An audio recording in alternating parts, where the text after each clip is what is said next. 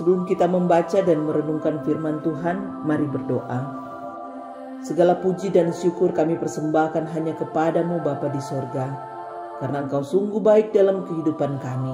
Kami akan membaca dan merenungkan firman Tuhan.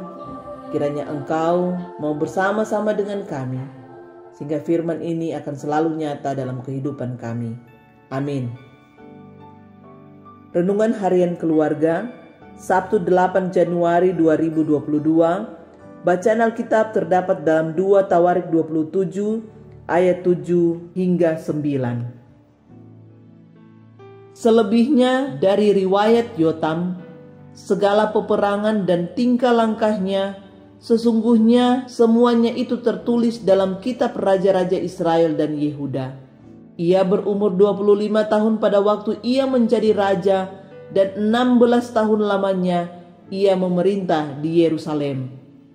Kemudian Yotam mendapat perhentian bersama-sama nenek moyangnya, dan ia dikuburkan di kota Daud.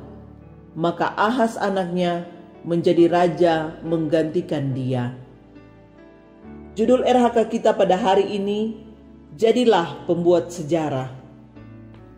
Saudara-saudara yang diberkati Tuhan, setiap orang pasti berkeinginan mengukir karya dan prestasi yang membanggakan. Tentunya tidak hanya bermanfaat bagi dirinya sendiri, melainkan juga bagi mereka yang di sekitarnya. Bacaan hari ini menceritakan mengenai riwayat hidup Raja Yotam. Di masa pemerintahannya, ia membangun berbagai sarana dan prasarana yang mendatangkan keamanan dan kesejahteraan rakyatnya. Usia Yotam tergolong singkat, namun di usia produktifnya, ia mencatat sejarah dengan karya dan prestasi yang membanggakan.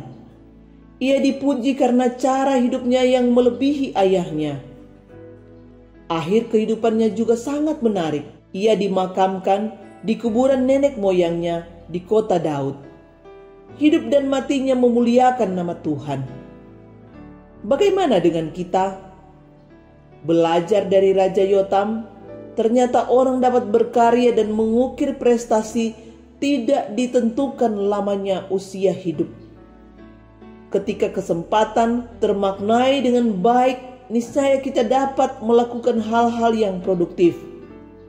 Sayangnya, banyak orang tidak memberdayakan dirinya seharusnya di waktu hidupnya melakukan hal-hal yang produktif untuk kepentingan banyak orang, justru melakukan hal-hal yang destruktif atau merusak dirinya dan orang lain, seperti mabuk-mabukan, seks bebas, korupsi, narkoba, dan lain sebagainya.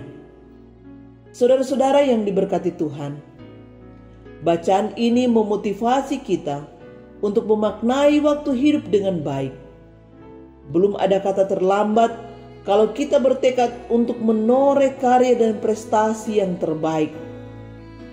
Jika selama ini kita menyia-nyiakan waktu kita dengan melakukan hal-hal yang kurang terpuji, maka ini saatnya kita berbenah diri supaya dapat mencatat sejarah hidup yang baik. Bukan untuk membanggakan diri atau mencari pujian agar nama kita tercatat dalam Guinness World Record atau rekor dunia, melainkan untuk memuliakan nama Tuhan dan membanggakan orang tua yang telah berjuang bagi kita. Marilah kita menjadi pribadi yang memuliakan nama Tuhan di usia hidup yang singkat ini. Amin. Mari berdoa. Ya Tuhan, terima kasih untuk firman-Mu supaya kami dapat memaknai hidup dengan prestasi dan karya yang memuliakan nama-Mu. Amin.